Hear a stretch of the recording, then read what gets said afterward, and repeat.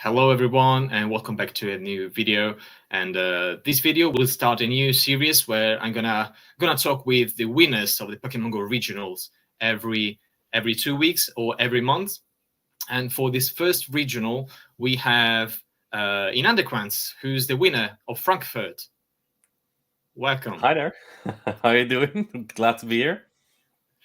Got to be here again.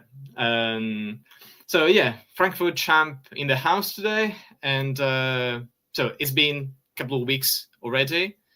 So how are you feeling now? Has the dust settled in? There never really was dust to settle in. I've been very, what's the word I'm looking for? Sober about it. Yeah, I don't know. The only thing I look back on is that I wish I had a better winners interview, but life, it's fine. I got a gold medal. And this is what I'm for now. Yes, very good. It's now. It's now. So okay. So you didn't really have the chance to decompress because there was almost nothing to be decompressed about that. I saw that you kept your composure like diligently during your stream games. You of course are very used to these kind of moments. You've been on a big stage many times as a winner, as a runner up. But yeah, so your feelings about the run and your experience. Did you manage to stay calm across all the tournament? What about off stream?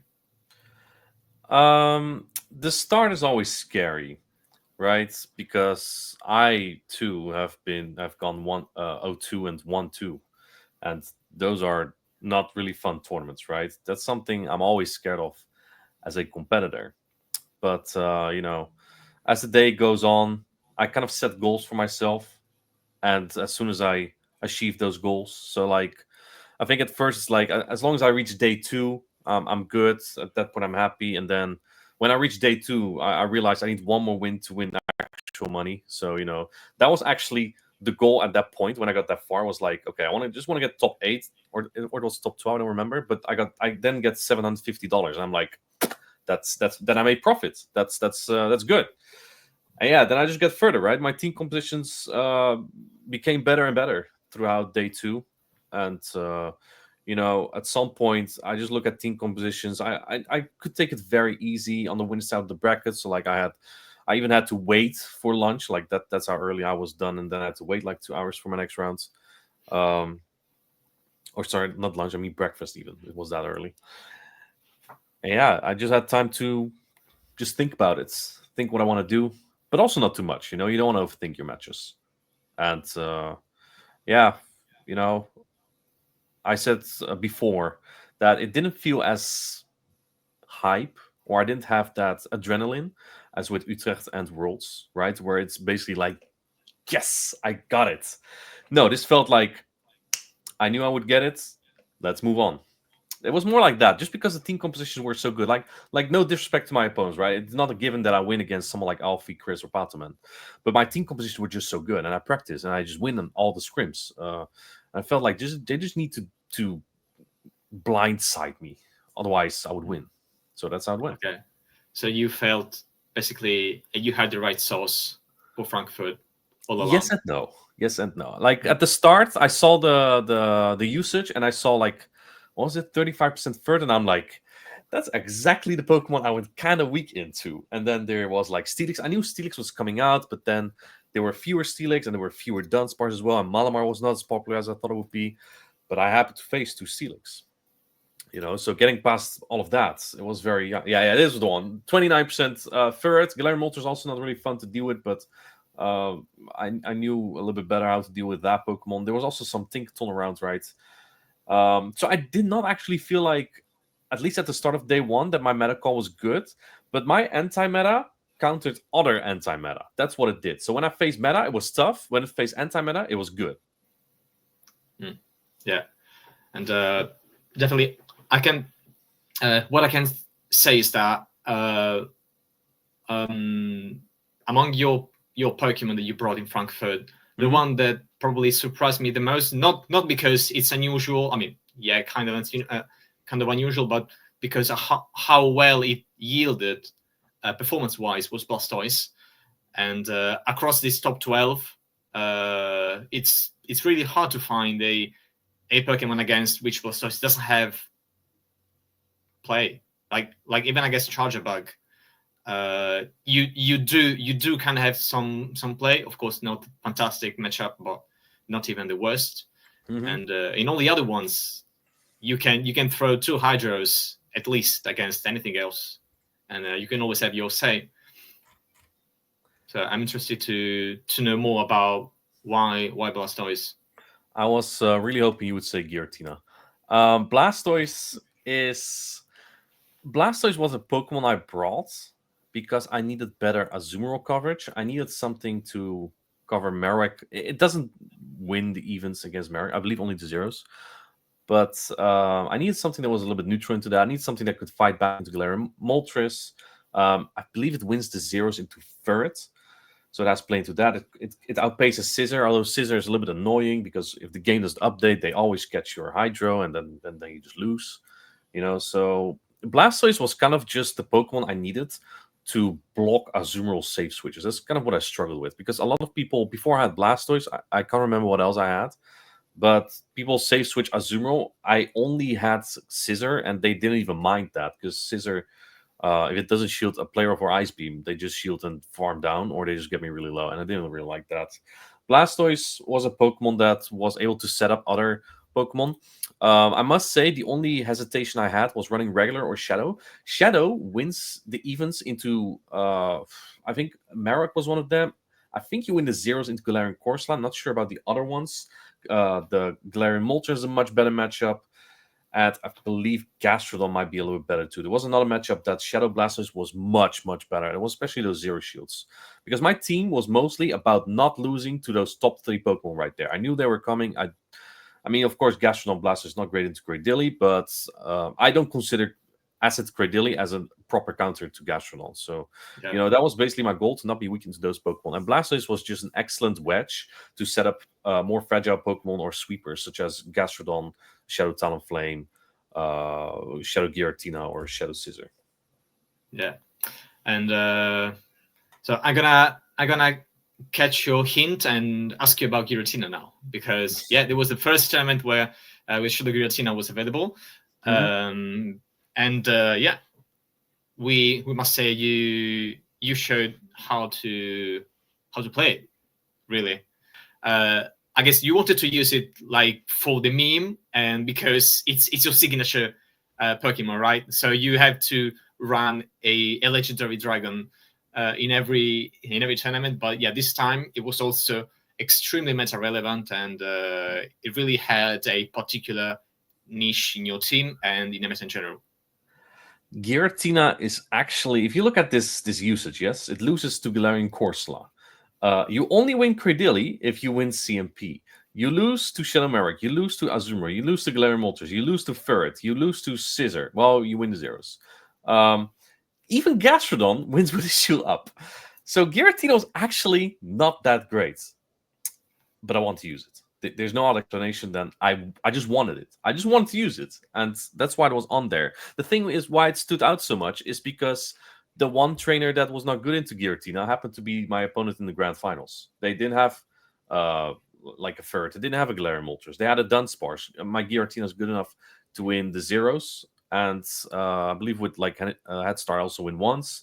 Togekiss at Ancient Power. I do think Shadow Steep might be a little bit better, by the way, just because you can win Galarian Corsola in the twos. But just because of that, it looked much better than it was. I actually looked up how many times I used all my Pokemon. Blastoise was the most used across all the stream battles with 10 appearances. Shadow Giratina had 8. 7 of those were all in the winners and grand finals. So only against Alfie I used it. And it was good. It had the most knockouts amongst all Pokemon.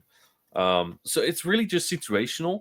If I had Patoman as my grand finals opponent, Giratina would not have made an appearance. It would have been just Talonflame, Gastrodon, Wigglytuff.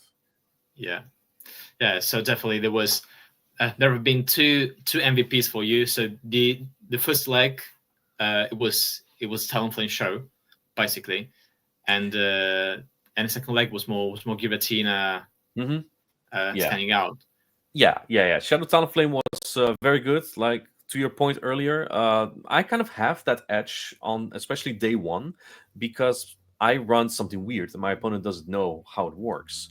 So that is actually what I really relied on in my first match of the day against Lenono, a player from Luxembourg. He was legend. I couldn't find him on Dragovis, so I was like, okay, this should be easy clap. And then he put out the legend pose. And I was just hoping, you know what? Talonflame doesn't look that great, but maybe he doesn't know. Maybe he just doesn't know how good Talonflame is. And then I believe it was game one, he led Empoleon and had Cradily in the back. Shadow Talonflame annihilated that. Like it was not even close. He had to swap into Altair at some point, and I had Wigglytuff, of course. I always have Wigglytuff. It just really threw him off, I think. And yeah, it's I think now more people have picked up on the Shadow Talonflame. Okay, so you were talking about Lenono. Yeah. And what about the games with Alejandro in the round 3? Yeah, Alejandro, our very good friend, right? Our very good special friends. He's unpredictable, and it makes it tough, right? There's nothing scarier than someone who's unpredictable, because you look at their team and you're like, there's no way they go ABA, right? There's no way they lead Scissor and have Fortress in the back, for example. He didn't have that, but there's no way they would do that if they had it. Alejandro would do this. He would do this 100%, and you will never see it coming, or you catch him on it.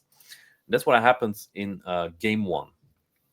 Let it be clear, by the way, that I found this group that I had look really scary, but I also knew that like opponents like Howie and Pataman were on the other side of the bracket. Like the only scary opponent on day one that I actually feared was a Mindjuk. Like respectfully to other players, of course. So it was like Alejandro was the only one to take a game of me on day one. Alejandro led Galarian Moltres in game one into my Wigglytuff. He safe switches Steelix. Steelix, of course, very good into my team. But I had Gastrodon, so devastating. He loses best Pokemon like that. And then he cleans up the Gastrodon with the Galarian Moltres. I come back in with the Wigglytuff, Shield Brave Bird, why not? Doesn't matter. And he says, don't laugh. And he has the Galarian Corsola on the back. It was just like classic Alejandro goes with the ABA to Wigglytuff. You know what? I was like, I saw his team because he didn't really have a good Talonflame answer. He had like Empoleon, Steelix. What else do you have? Wigglytuff, Galarian Corsola, Cradily, and one more Pokemon that I can't remember. But Marowak. Marowak was the other one. So Talonflame was really good into that team. And I was like, he has to respect it. Game 2, he brings out the Wigglytuff. And I didn't see it coming, so I didn't preserve Talonflame for it. And he actually took that game. So then game 3, Alejandro, I love the guy, right? I love the guy. He's just so funny. But he missed something there because he had actually a decent lead. He had the Galarian Corsola against my Shadow Talonflame. This is actually where Shadow Talonflame does a little bit worse into some of these bulkier matchups, such as Galarian Corsola, Galarian Moltres, because you actually, against Galarian Moltres, you lose the 2 shields. Regular Talonflame wins that because you outpace. Both win Galarian Corsola, but it's closer. But what does Alejandro do? He catches a Flame Charge on Marowak. And that did not help him because I played an RPS cornerback, my favorite, Gastrodon Wigglytuff. So naturally, I win switch. I align my Wigglytuff on the Galarian Corsola, and he has the Steelix in the back. So that was kind of rough for him. I mean, I'm not sure if he would have won it regardless with Gastrodon being on Steelix, but yeah, it's just an Alejandro thing, right? It's just you don't see it coming, and someday he will get back at me. Someday he will get me back. You face your teammates and our friend Mindjuk with a very very smashing 2-0. And you were talking about how to use Blastoise to shut down Azumarill Safe Swap, and this is what happened in the first game against Mindjuk. Yeah. From the scrims that I did, most people played Azumarill against me. Even though I had Sis and Blastoise, they still thought it was really good into me, and so I predicted it. And I know Alessio a little bit, right? So I kind of thought there's no way he brings that Steelix because he just wants to play it safe and doesn't want to get RPS. And he knows that my calls are usually pretty good when it comes to that. So he didn't play that, and I had a plan in game one, basically like soft lose Steelix and then sweep with the other Pokemon, make sure that Blastoise is on Azumarill, blah blah blah. But then, yeah, when he doesn't bring it, I just got the alignments right. I know the Shadow Marowak matchup extremely well as Talonflame, like to a point it doesn't even get to 3 charge stacks. So when he led that, I was like, I just need to make sure that I don't lose to Sleeks in the back, and I can't lose. It's impossible to lose then. So like even at the start, I already was kind of locked in there, farmed up extra when he swapped into Azumarill, then swapping Blastoise. And I might joke also kind of underestimated Shadow Talonflame because he led Marowak with Cradily in the back. Unacceptable. I would, as a teammate, I would never recommend him to do that. Because that Shadow Talonflame popped off. Basically, whenever his Azumarill was gone, I could just swap in Talonflame whenever, and it just destroyed Cradily and also almost the Marowak as well. Right, so again, kind of just banking on that he doesn't have that knowledge on the Shadow Talonflame, and that worked out. And then yeah, game two, I just kind of caught him on an ABA line, even though I also kind of played ABA because I led Scissor with Gastrodon on the back. He has a Galarian Moltres. He didn't run it. I thought it was pretty good into my team, but there's this thing called soft ABA, meaning that if I soft lose or brute force with Scissor, which is really good at, through that Galarian Moltres, my Gastrodon on the back would be safe. If he placed Galarian Moltres, I kind of expect Steelix, right? Because it might indicate he's weak to Gastrodon in the back or vice versa. But yeah, I just kind of call him on his line again, and from the start to the back, to be honest, because like he stayed in with Malamar into Scissor, and I was like, Azumarill on the back. What's going to be the other Pokemon? He thinks Marowak's the safest Pokemon in the meta. I just build up energy, and at that point, that game's already locked down. That was it was honestly very swift, and I wouldn't say that is exact per se because I know him so well. maybe it was that I know him so well. Yeah, and it's interesting to talk about a particular feature that your team of 6 had. So your team didn't have any Pokemon really weak to Kwak. So you already knew that your opponents would bring the Mud Slap user every time. And this allowed you already to make some more precise idea for yourself of what the other 2 Pokemon were gonna be. Yeah, so, it's to win switch if the opponent brings Marowak because most of my Pokemon win that matchup. So now we've come to the winner finals of your group against Patoman. So who you managed to beat 2-0. And I do remember the games. So yeah, basically it was he was committed to try and win the lead. I don't know if you were afraid of Gudra. Were you really calling the Gudra? Because in the first game he didn't use it, and I don't think he didn't bring game two either. Yeah, he used the same line twice: Marowak, Chargebuck, and Scissor. I did a lot of scrims for this because first off it's Patoman, and second off I suck on my first day 2 matches. So I wanted to make sure I locked that down. And from scrims, I think I did like 30 scrims. I won like 25 probably. So I went pretty confident in there. And I also knew like that he needed specific lines to counter or play it out exactly. He needed to win the lead 100% almost. The only reason game 1 got close was because I did not expect an ABA to Talonflame. Right, so that got really close there, and I didn't think he would have like, right. I said Chargebuck and Scissor in the back. He hard swaps to Chargebuck. I'm like, he must have a better answer. There's no way you have Scissor in the back here, right?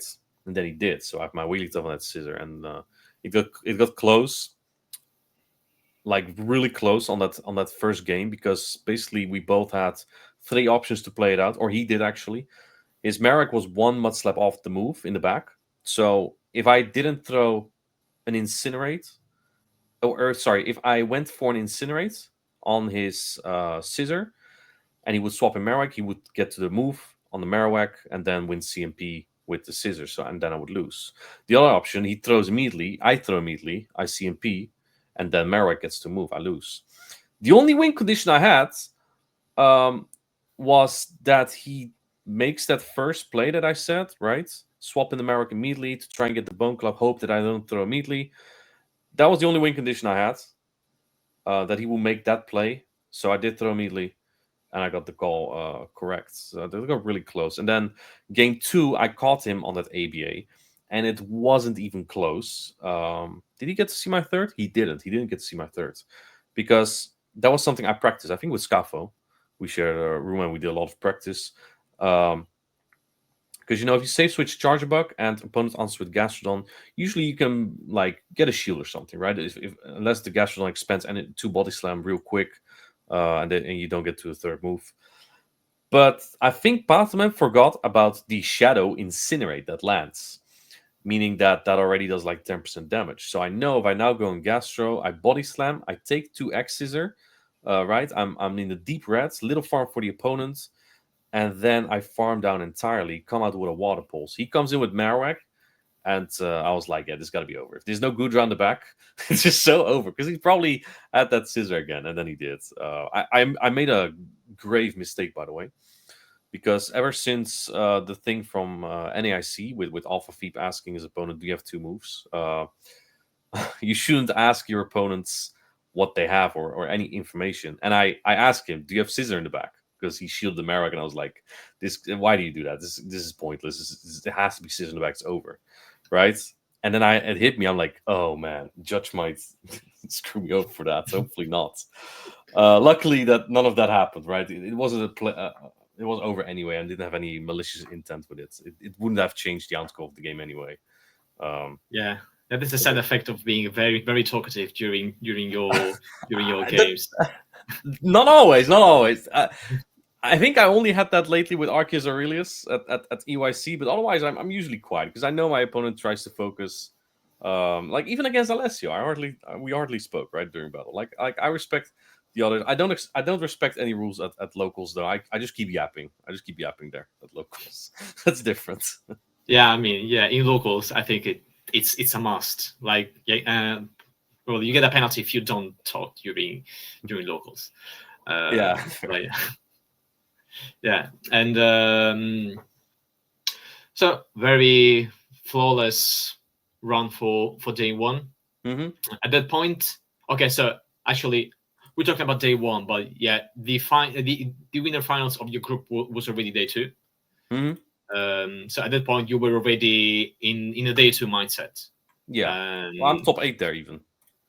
Yeah, so that means money. That means lots of points already, and I guess from then on, you started approaching like the games, I guess, more relaxed on one hand, because you know that whatever it goes, you can be already satisfied with yourself. You can be already content with what you did. Yes. But yeah, on the other hand, you see maybe the big prize getting closer, and maybe you can sense some tension building up. Yeah, one win off the medal from that point. Yeah. So yeah. So let's quickly jump to. Okay, so the games against Chris.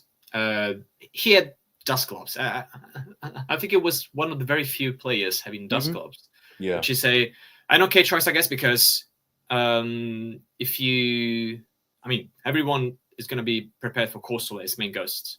Mm-hmm. So just to avoid people having Diggersby and your Coastal against it, and you want to give your team a little just different flavor as much as you can. You had Giratina as an unconventional ghost yourself. Yeah. And and you managed to make a very clean win here. Yeah, he also ran the same line twice. So he led Shadow Malamar, and he had Marowak and Talonflame in the back. In the first game, I lead my Blastoise, and if you look at the team from Chris, he has no Pokemon that resist water. So I just throw Hydro Cannon, whoop, immediately. If he catches it, so be it. Still does a lot. And then I swapped into Gastrodon immediately because one of my plan in game one was, if this guy wants to flex Shadow Talonflame on me, I'm going to counter it 3 times. Bring it. He did bring it actually in the back. Right, so I throw the Hydro, he shields it, I swap in Gastrodon, and because he has Marowak and Talonflame, he couldn't swap out of the Malamar.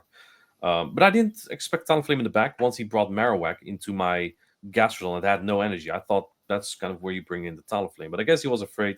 He was either afraid of a Body Slam bait plus a Water Pulse, or he predicted Scissor or Talonflame in the back. Because if that Marowak would shield and farm down my Gastrodon, he would get the 2 Rock Slide into my Shadow Talonflame. I would lose the game.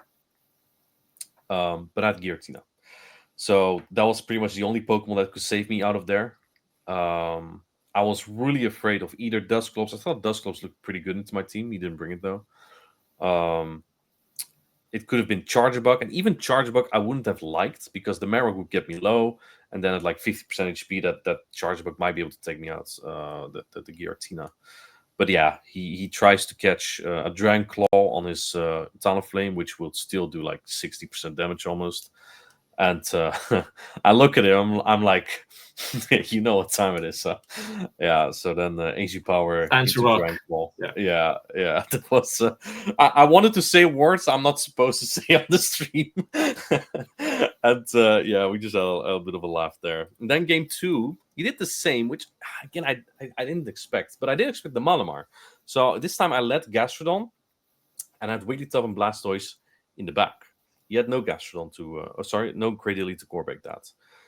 And this time I was like, okay, he leads Malamar again. He's gotta have Talonflame in the back. I wasn't sure about Shadow Marowak because again, Shadow Marowak has no hard answers on my team. I didn't really see the use of it per se. So I realized, okay, I just get a shield. I just let Gastrodon do the most. If it's Talonflame in the back and anything but Charjabug, I just take 2 superpower on that Wigglytuff. He didn't switch out. If he did, I may have been in trouble. But I just take those there, and then it's just Blastoise against the world with 2 shields against one of his. If it's Talonflame, it's obsolete. Talonflame always gets outpaced from any energy range against Blastoise. Right? If Talonflame swaps in at some point. Not of course if Talonflame already has 2 Incinerates. If he doesn't have Charjabug, like Blastoise would win against Wigglytuff. It would win against Marowak, which was there. It would win against... what else did he have on his team? He had something else that was quite neutral. He would lose them because it's basically a Blastoise with 2 shields versus any Pokemon with 1 shield. I don't even count the Talonflame anymore at that point because again, obsolete. Let me. Can I see it somewhere? No, I don't have. Oh wait, I do have Dracovish here.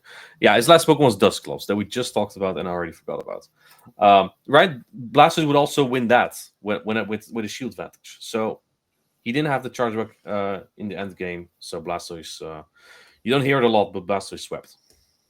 Yeah, and I mean, again, being kind of soft neutral into Marowak meant that as you see the lead and it's Malamar, you know that the other one is going to be Marowak, and probably and there has to be a hard answer for Wigglytuff. And since you're already kind of soft to Marowak, it's even less likely that he has Charjabug as a third. So yeah, having this kind of thing already, I mean, and it keeps coming back. The idea of already having some extra information prior to starting the game, and and maybe Chris was too afraid of the Wiggly, and he kept trying to protect it. He kept trying to protect the Malamar. Because Malamar was actually kind of good into your team. I only had Wigglytuff really, and Malamar could shield through most things, but it wouldn't do well down energy or shield. That's the concept of Shadow Malamar, and I was fine with that, to be honest. Like again, this was a matchup where I didn't need switch that much. Yeah, as long as you gave energy to Blastoise. Yeah, Gastrodon was very safe into him. Yeah. Yeah. Also, it was kind of. It wasn't the real MVP per se in your run, but you used it so much and so well that it just kept doing very trustworthy things game after game. Yeah. and just slapping mud into everyone's face and doing consistent damage, and mud slapping a Togekiss for the final game. Yeah. Yeah, it was really nice to watch Gastrodon. at least a mud slapper different from Kwak for once. hmm Gastrodon had the second most appearances on stream, with one behind Blastoise, and also the second most knockouts. So it was very, very important for me. Yeah, and so now we're gonna be in the winner finals. That here it it is actually called semifinals, but yeah, hmm it's basically the winner finals. Yeah. Before watching the grand finals, so a quick word on this 3-1 in the first leg of the matches against Alfie. I did some practice against Ishikawa, player from Japan, and I won that 2-1. I was like, you know what? Giratina is actually quite playable here. I actually always expected Galarian Corsola and Dunsparce, not because they're like good into my team, but because he could just outbulk everything. I think that was why Alfie got so far with this team. It was very well constructed, but it just outbulked so much, right? Galarian Corsola, Cradilly, Dunsparce, he had his own Gastrodon. The only fragile things were the Charizard and the Togekiss, and you hardly Togekiss. ever bring both of those. So basically, you always play two bulky Pokemon and maybe a fragile one. He didn't always do that even. So that was kind of tough about Alfie's team, and that was kind of what I need to tackle. But the first best of five was like going into the grand finals. The winners finals felt like a tryout rather, and I had a better idea of what would be good. Um, so yeah, I played a lot of Gastrodon, Blastoise, Giratina here. In the winners finals, I didn't play Scissor as much. I used that a lot in grand finals because only then I realized, dude, he just after everything I've been playing, there's no way he can bring Charizard. He did in the last game of the winners finals, but it's just not good into my team. It's really not good into my team. I have a Blastoise, I have a Giratina, Gastrodon. Apparently, I Yeah, had to look it up before the tournament. It annihilates Charizard. It's not even close. Um, and then it only beats Wigglytuff and Scissor. But it's not like Talonflame into Scissor. You get to an attack as Scissor if you have a shield at least, right? Otherwise, you get knocked by an Air Cutter. But it's not, Charizard. I felt like wouldn't do as much into me. If Gastrodon's not on Togekiss, it's so playable. And if Giratina's not on Galarian Corsola, Giratina can play into everything because I did not consider Dunsparce as a hard counter. yeah. And yeah, definitely there were way better Pokemon for Alfie, and yeah, using Charizard or even Togekiss were a bit of unnecessary move on their side. And yeah, so after a convincing 3-1, was the winner finals here or in the grand finals when you get the KO through the shield? That was the first game of the grand finals. Oh, okay. So sorry for the spoiler. But yeah, okay. Let's have a maybe quick watch together of this. But yeah, so at this point, both of you already know Tinkom's strength and weaknesses of your lines. You have explored already your best strategies, both of you, in the first iteration. So now. So after spamming Blastoise and Gastrodon, you're expecting a credit lead here just to catch your water sort of guard. So is this why you led Caesar here? Well, I was like, okay, he's probably better equipped into Giratina. There's no way he leads Gastrodon again. As you can see, there's the Gastrodon. So just kind of a bad call, but I had a plan because if he would do this, I just tried to get a shield. He always shielded into Pataman, and honestly, I personally think that no shielding here is crazy work. Like, there's almost no reason to. If it's a Trailblaze, your entire Gastrodon's gone and you're off against a half HP Scissor, whereas you can hardly play Charizard. So, like, baiting here was kind of safe. And then when I have a shield up, I just go in Giratina. And it makes it such a good switch because he cannot bring some. Yeah, he doesn't want to throw energy, right? So he's forced to switch out. And if he has Cradilly / Tokus in the back and I win switch, my Scissor is now on that. So like this was just kind of dangerous. The only thing that really threw me off here was Alfie's timing every time, because he kept going over 100 energy with the Dunsparce, and I was just like, I'm not gonna throw because he throws it here, and then he didn't, and I wish I did. Yeah. And at this point, you can already rule out the Charizard in the back. Yeah, I mean, now we know that there's no Charizard, but at the point you probably could already rule it out. Otherwise, would have been too weak to Giratina probably. Even though Gastrodon in the lead is able with 2 shields to put a lot of pressure on Giratina. Yeah, the thing is, like, just like I said, I hardly ever need switch. If he shields against Giratina, I just no shield and get him low and take shield advantage. Like that was never really a problem. It would only be a problem if Giratina is like the last Pokemon remaining and his Gastrodon is a shield up. He's smart here because I'm gonna bait him and he no shields that. We had a similar situation before where he actually did shield that, so good call by him. And here's the moment. Yeah, that was really. If you go back a little bit, yes. If you go back a little bit and put it on normal speed,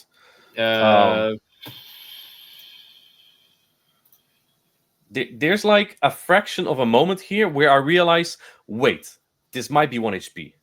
So if you play it here, right, that Nightshade is coming through, and I'm like, I need the catch here. So like, I think I waited the turn, but he also did. So here comes Shadow Claw, and look, I'm like, oh yeah. Wait, so maybe that's 1 HP, maybe. So I tried because I remember, there are games that are like 1 HP, and I think one of the things that I remember the most was Tho Tactical versus Aris at EOIC 2022 a while ago.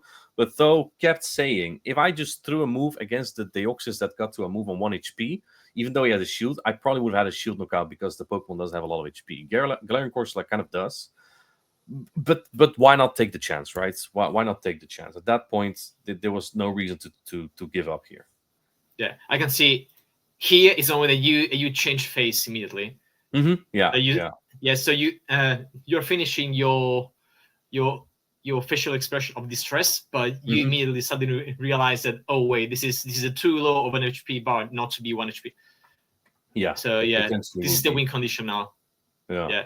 And you focus with all your energy, and you'll and you also get closer to the phone screen with your. And look at Alfie. Alfie did not expect it.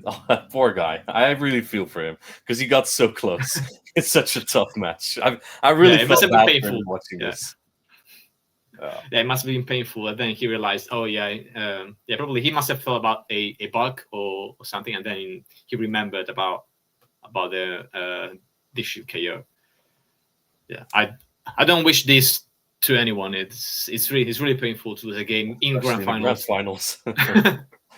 Yeah. Well, very good recognition of the win con. Look, if anything, Alfie played this like perfect, right? That first game, and yes, it sucks to end the game like that, but at least it showed that he gave it his everything, right? In a match that was pretty tough. Yeah.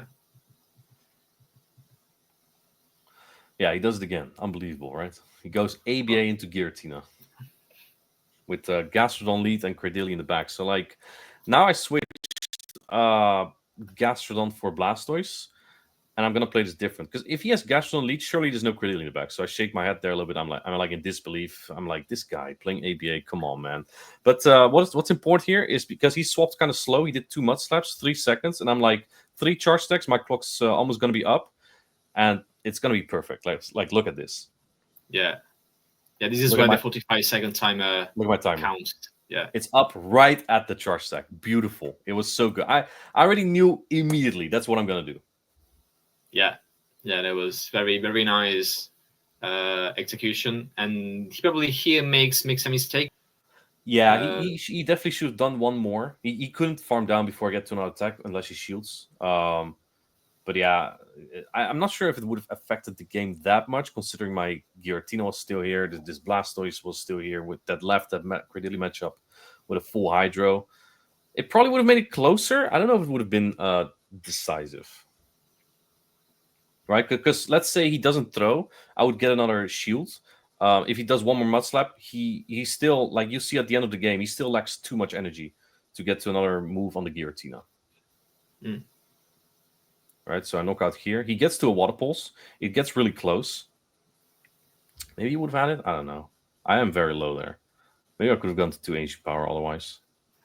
Yeah, I appreciate the fact that I do like here when you did 3 or 4 shadow claws here just to pull course flame double hydro cannon range. I guess there was My timer nice. wasn't up, so I Okay, just want to get that's out. fine. I just want to. That wasn't I exactly take it the back. intention. I just I just want to get out of the matchup, dude. I wanted that Gastronauts energy on my Giratina, so I want to get out as soon as possible. It was a beautiful coincidence, not intentionally per se, that I caught the Astonish on Blastoise and I put him into Hydro range, pretty much.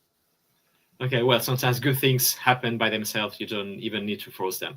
Yeah, I don't think it mattered anyway, because otherwise Giratina has like more HP into this Gastrodon as well, right? So it's just kind of rearranging the energy. Yeah. So after ABAing twice to Giratina, so what are your thoughts? Because you're 1 game away. So what's going on in your mind right now? I'm pissed off by Galarian Corsola. That was my fault.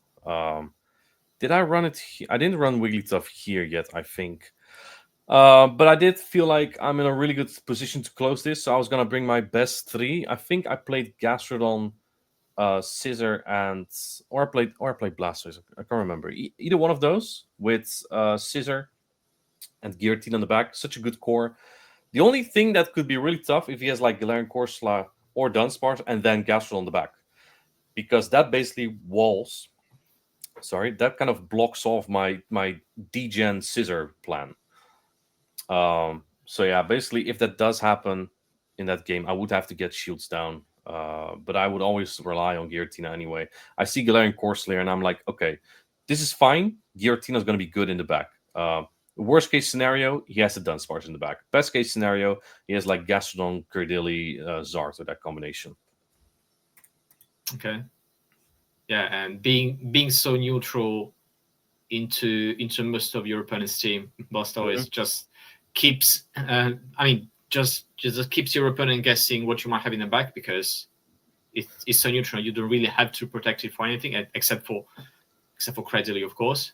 Well, I think it's very predictable for him what I have. It's always Giratina +1. Okay, yeah. Right, so just because Giratina is very good. Yeah. I do think he may have predicted something else here, because he shields that. If he thought it was Scissor in the back, I'm not sure if he would shield there, because the less shields there are in play, the more opportunity there's for Scissor. So once he expends that energy, I'm like, quick, go Scissor, get energy. If there's Gastron on the back, I need to Trailblaze there. So yeah, he's going to throw on the mover to pull the last shield. And I throw Trailblaze, not because I thought, okay, I should, maybe he thinks I'm baiting. It's because I thought I would get to 2. Because I was calculating in my head, if Gastrodon comes in now, I would CMP on the last Water Pulse. But he throws Body Slam, because Mud Slap did more than I thought it would. Yeah. I think Alfie maybe shielded the Dunsparce because he saw that you were staying in with Giratina in a not so favorable matchup for you. So he thought, okay, so maybe he's even weaker, so maybe he has Talonflame.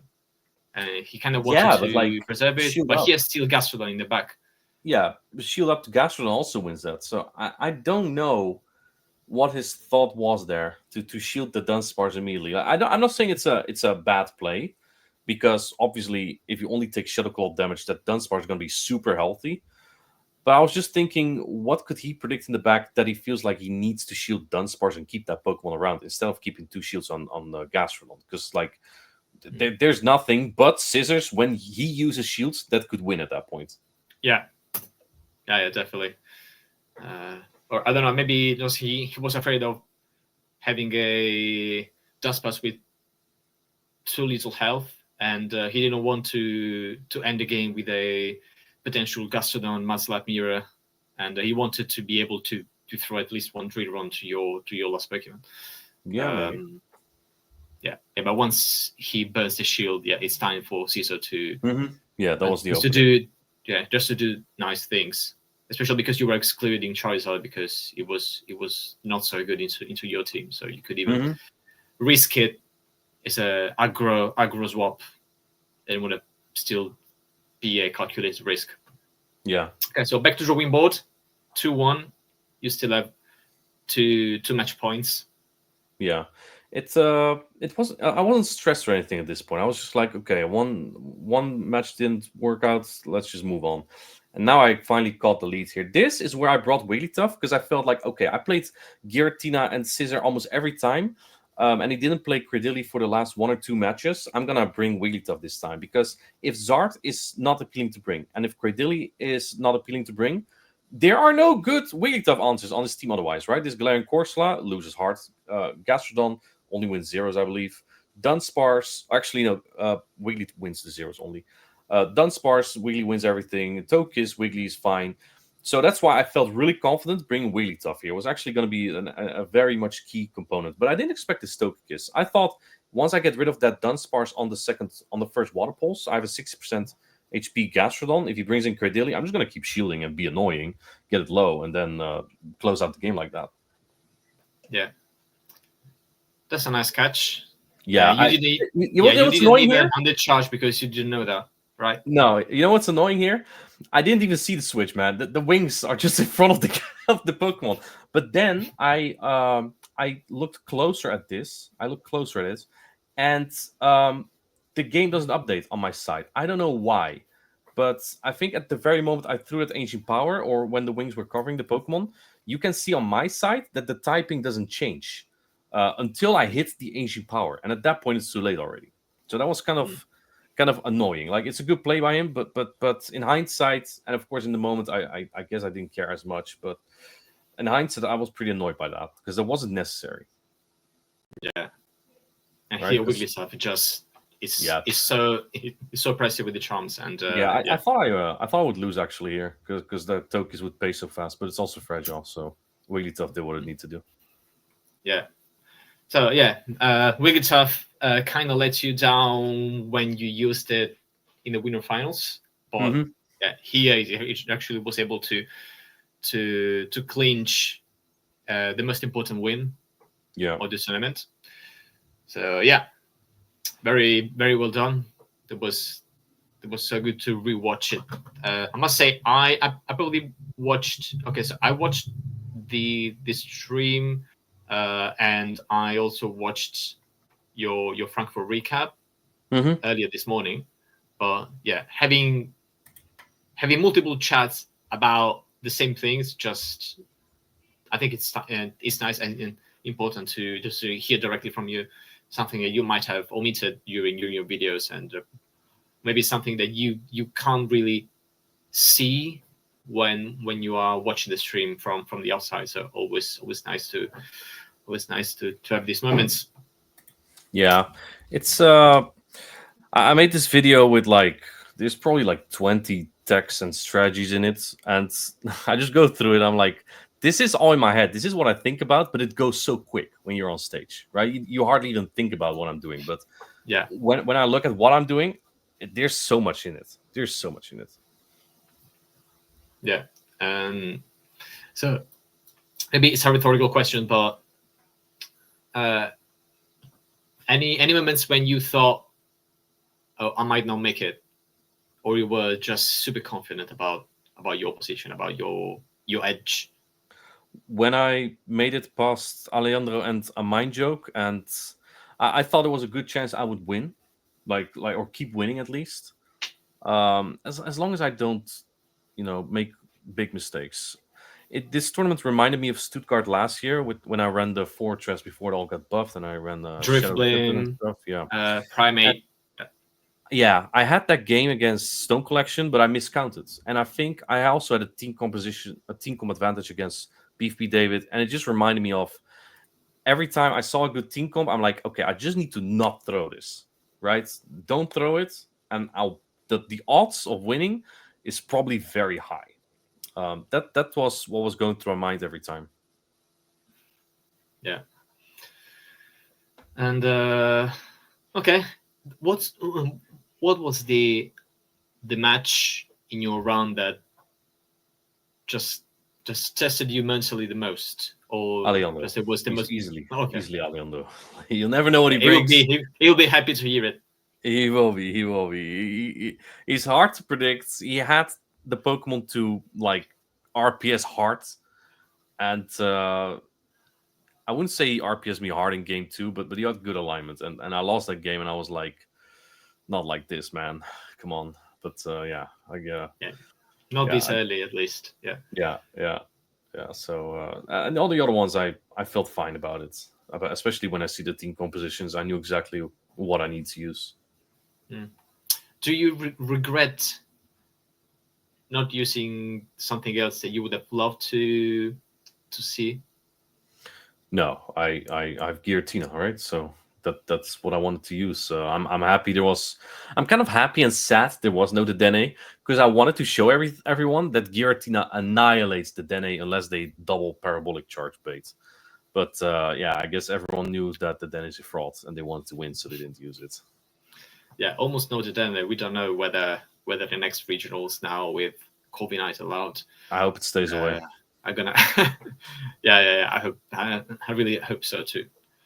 And but yeah, I mean, we probably are going towards the end of the interview. But before say goodbye, I actually had another couple of more questions. So Sure.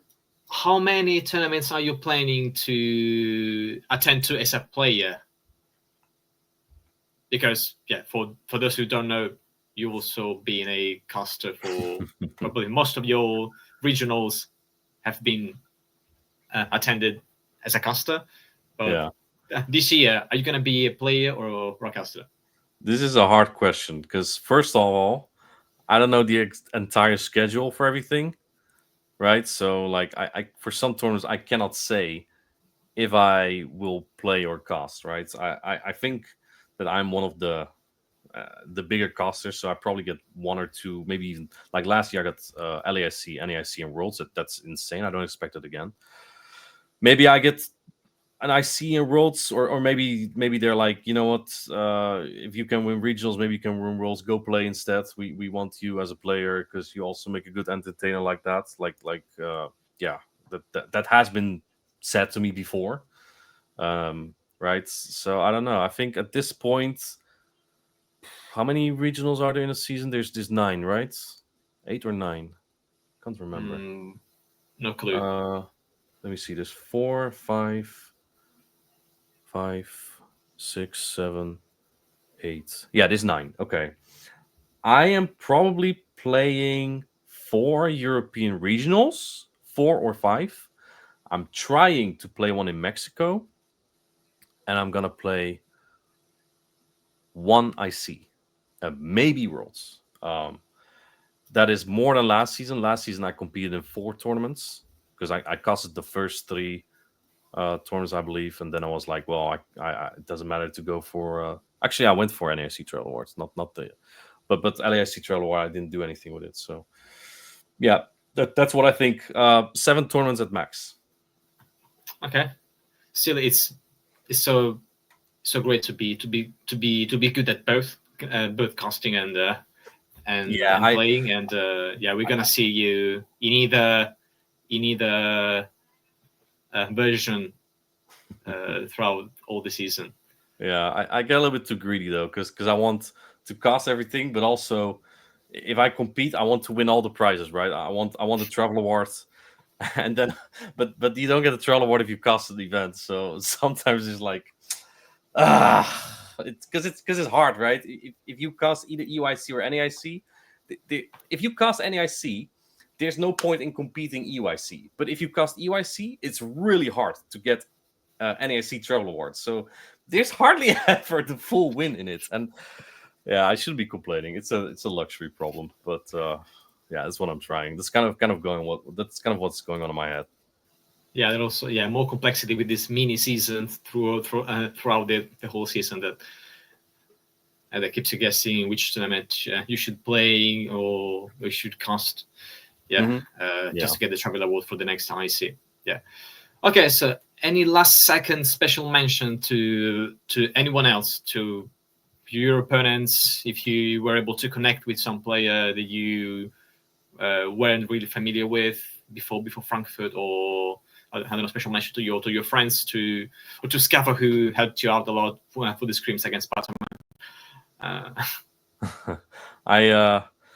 I made a video, right, about the whole Frankfurt tournaments and like in-depth strategies. The people I want to shout out, there's like 50, man. I put them all in the video. I'm like, and I'm gonna keep it there because I'm definitely forgetting someone. So no one individually, but just generally everyone who keeps supporting me. Yeah, yeah. Okay, that's totally fine. I will put the in the description the links to your videos, because you have more than one video about Frankfurt. So definitely. The other ones is a stream, I think, right? A YouTube stream. I think I only have Yes. one video because I only made one the last 2 or 3 weeks. Yeah. Okay. Nonetheless, I'll put them both. Very good content. Always nice to have them in the description. Okay, so thank you again, Martijn, for this. It was a very nice chat, and I don't know. Hopefully, or maybe not. I'll see you in other interviews throughout the season. Try not to win them all, but try not to win them all, just not to steal That's places. my goal now. Win everything.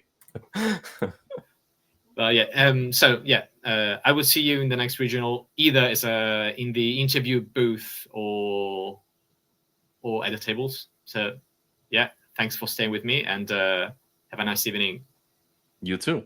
Thank you. Bye-bye. See ya.